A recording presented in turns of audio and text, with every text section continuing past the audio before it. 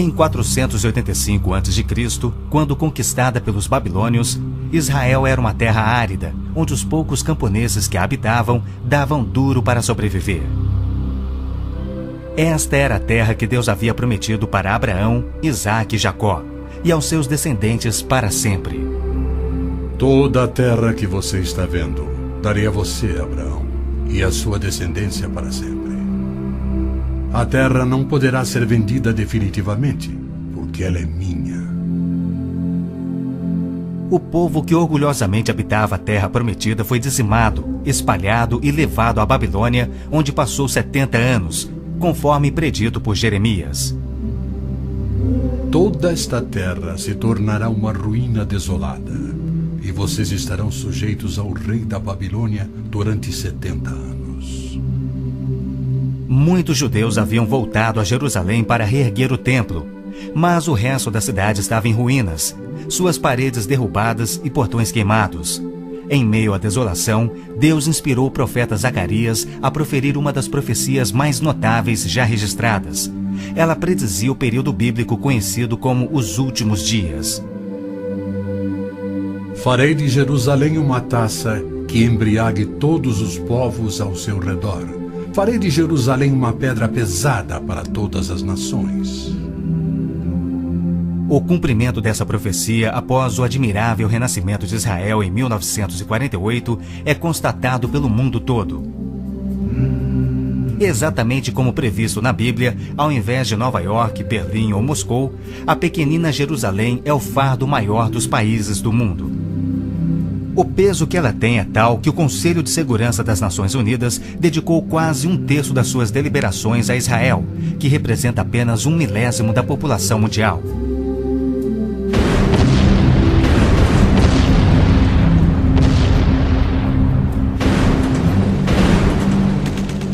Jerusalém não seria o problema número 1 das Nações Unidas se a nação de Israel fosse facilmente intimidada, mas os seus militares são os melhores do mundo.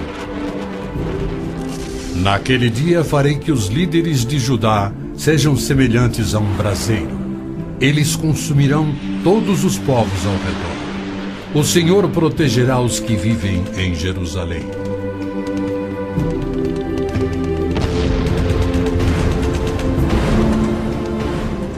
E exatamente como previsto, Israel tem devorado quem o ataca, vencendo todas as guerras, apesar de enormes desvantagens.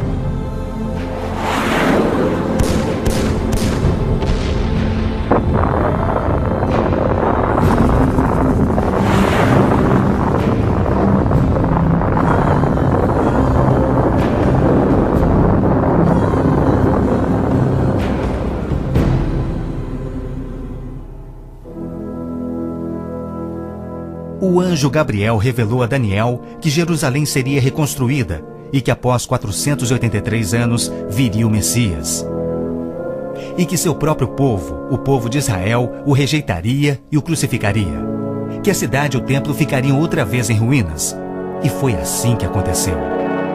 Depois o ungido será morto e já não haverá lugar para ele. A cidade e o lugar santo, o templo, serão destruídos pelo povo do governante que virá. Jesus entrou em Jerusalém no dia exato da profecia, foi aclamado como Messias e depois rejeitado. Jesus mesmo profetizou: Eu lhes garanto que não ficará aqui pedra sobre pedra, serão todas derrubadas. E serão levados como prisioneiros para todas as nações. No ano 70 DC, exatamente como Cristo previu, os exércitos romanos sob Tito saquearam Jerusalém, derrubaram o templo de Herodes e não deixaram pedra sobre pedra. Mais de 1 milhão de judeus foram mortos e o remanescente espalhado pelas nações. Vocês serão desarraigados da terra em que estão entrando para dela tomar posse. Então o Senhor os espalhará pelas nações, de um lado ao outro da terra. Os profetas de Israel também previram o antissemitismo, que perseguiria os judeus por toda parte. Vocês serão motivo de horror e objeto de zombaria e de riso para todas as nações. Espalhados entre as nações, os judeus têm sido odiados, perseguidos e mortos como nenhum outro povo, enquanto a estéril terra de Israel permaneceu de luto. Após sua visita em 1867, o escritor Mark Twain escreveu: Belém, a terra em que os anjos cantaram não é habitada por criatura alguma. A Palestina se recobre de pano de saco e cinzas, desolada e sem beleza. Em outra de suas profecias admiráveis, Jesus declarou: Jerusalém será pisada pelos gentios, até que os tempos deles se cumpram. Jerusalém foi disputada por todos os grandes povos da história. Babilônios a dominaram, depois os medo-persas. Alexandre o Grande tomou a Palestina para os gregos em cerca de 300 a.C. Depois foram os egípcios, seguidos pelos assírios e então os romanos. Invasores islâmicos se apoderaram dela, mas foram depostos nas cruzadas. Mais tarde, os mamelucos islâmicos do Egito a tomaram. Depois, os turcos otomanos reinaram por 4 séculos. E ao longo destes séculos, os judeus ali viveram e sofreram. O pleno cumprimento das profecias bíblicas sobre Israel, Jerusalém e os judeus é a prova incontestável da existência de Deus e da veracidade bíblica. Muitos pensam que as cruzadas católicas libertaram a Terra Santa para os judeus, quando, na verdade, massacraram os judeus e tomaram a terra para a Igreja Católica. O Papa Urbano II, que organizou a primeira cruzada, desafiou seus seguidores a seguirem a estrada para o Santo Sepulcro, tomando a terra daquela raça malvada e sujeitando-a ao seu domínio. Hordas de voluntários, ostentando a bandeira da cruz, massacraram os judeus, a linhagem terrena de Cristo. Isso por todo o trajeto a Jerusalém. O líder da cruzada, Godofredo de Bouillon, jurou que se vingaria pelo sangue de Cristo, matando até o último dos judeus. Ao tomarem a cidade de Davi, seus homens perseguiram os judeus até a sinagoga e atearam fogo nela. Os papas subsequentes trataram os judeus como leprosos sem qualquer direito. Entre estes, Pio VII, Leão XII, Pio VIII e Gregório XVI. O abuso de Hitler contra os judeus alemães antes da Segunda Guerra descortinou um antissemitismo fervilhante que se estendeu por todo o mundo.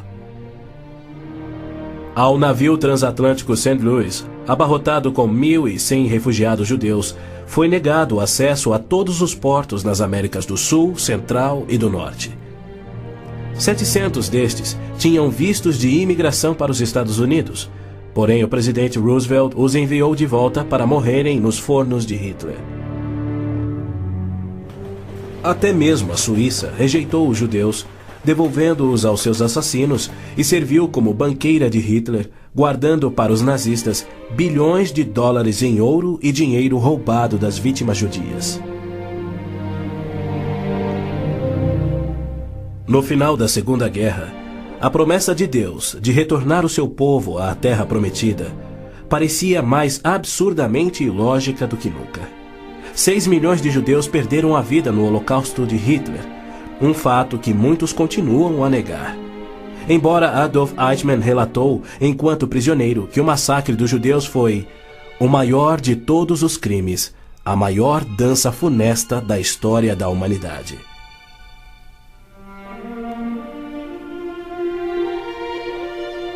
E o mais incrível é que, após a guerra, centenas dos esqueléticos sobreviventes, libertados dos campos de extermínio, foram mortos em toda a Europa. Porém, Deus não esquecera das suas promessas. De 1945 a 1948, apesar de um cruel bloqueio naval inglês, 10 navios antigos contrabandearam 70.000 sobreviventes do Holocausto para dentro da Terra Prometida. Nas palavras de um dos sobreviventes, os velhos navios e a frota britânica eram ameaças menores que a vida na Europa. Pela primeira vez em anos tínhamos um propósito: a criação de um Estado judeu. Milhões de judeus têm voltado a Israel oriundos de mais de 100 países. A existência de Israel hoje, na Terra Prometida, é incontestavelmente uma obra de Deus. Vejam, eu os trarei da terra do norte e os reunirei dos confins da terra. Aquele que dispersou Israel o reunirá. Em novembro de 1947, as Nações Unidas adotaram a sua Resolução 181. Ela dividia a Palestina, dando 18% aos judeus e 82% aos árabes. E tornou Jerusalém uma cidade internacional que, conforme o Vaticano também insistiu, nunca poderia ter domínio judeu. O mundo árabe rejeitou esta resolução e exigiu toda a Palestina. Até hoje, nenhum mapa árabe admite a existência de Israel.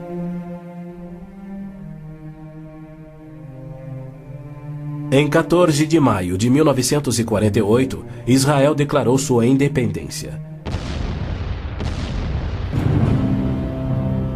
E foi imediatamente invadido por 6 nações árabes. Seus soldados eram várias vezes mais numerosos que os colonos judeus e tinham superioridade indiscutível em armas, tanques e aviões. Tendo recebido da ONU uma faixa estreita e indefensável de terra, rodeada de inimigos dispostos a exterminá-lo, Israel deveria ter sido aniquilado. Porém, para a surpresa do mundo inteiro, que torcia para os seus inimigos, os colonos israelenses derrotaram os que buscavam destruí-los, exatamente como Deus prometera. E assim tem acontecido em guerra após guerra, à medida que seus inimigos têm tentado aniquilar Israel. Sim, é isto mesmo. A aniquilação é o seu propósito declarado. Os muçulmanos têm como dever religioso a exterminação dos judeus. Eles sonham com sua destruição e promovem festividades para honrar os assassinos dos inocentes cidadãos de Israel. O fundamentalismo islâmico começa a varrer o nosso mundo. O próprio Maomé declarou: A última hora não virá antes que os muçulmanos lutem contra os judeus e os muçulmanos os matem. Mas por que a imprensa chama os terroristas muçulmanos de radicais e extremistas? Na verdade, eles apenas estão sendo fiéis ao islamismo. O Corão ordena: Não tomeis por confidentes amigos os judeus nem os cristãos. Matai os idólatras, os não muçulmanos, onde quer que os acheis. Capturai-os, acossai-os e espreitai-os. Líderes muçulmanos, religiosos e políticos ameaçam os judeus como fazia Hitler na TV, pelo rádio e alto-falantes nas ruas e nas mesquitas. Quando Gaddafi brada: a batalha de Israel será tal que Israel deixará de existir, ele fala por todos. O extermínio de Israel é transmitido aos muçulmanos desde o aleitamento. Um ministro da educação da Síria escreveu: O ódio com que doutrinamos as mentes dos nossos filhos desde o parto é sagrado. Um livro-texto de adolescentes egípcios declara: Israel não viverá se os árabes forem firmes no seu ódio. E um livro de pré-adolescentes diz: Os árabes não desistem de trabalhar em prol do extermínio de Israel. É uma loucura Israel tentar firmar acordos de paz com inimigos como estes, mas a pressão mundial o obriga a isto. Na Guerra de Yom Kippur de 1973, milhares de tanques atravessaram simultaneamente o Sinai, oriundos do Egito, e descendo o Golã a partir da Síria num ataque surpresa cuidadosamente orquestrado. As forças militares de Israel estavam todas de licença, celebrando a mais sagrada de suas festas religiosas, levando, portanto, 3 dias para que se mobilizassem. 300 mil israelenses enfrentaram 1,2 milhões de árabes. Escapando por um fio da derrota, Israel sofreu pesadas baixas. Mas, em cumprimento incontestável da admirável profecia de Zacarias, de que as tropas judias seriam como fogo que consumiria as nações vizinhas, Israel expulsou os seus inimigos. Em retaliação por ter se defendido, 61 nações romperam relações diplomáticas com Israel, enquanto nenhuma nação repreendeu os árabes por seu ataque surpresa. Este tenso e custoso estado de alerta de Israel tem sido manipulado de modo a acusá-lo de perpetrador de violência infundada contra vizinhos amantes da paz. O antissemitismo é uma força motriz da mídia mundial, que é muito influenciada pelo dinheiro do petróleo. Não se veicula nenhuma crítica aos árabes e suas repetidas ameaças de extinção de Israel.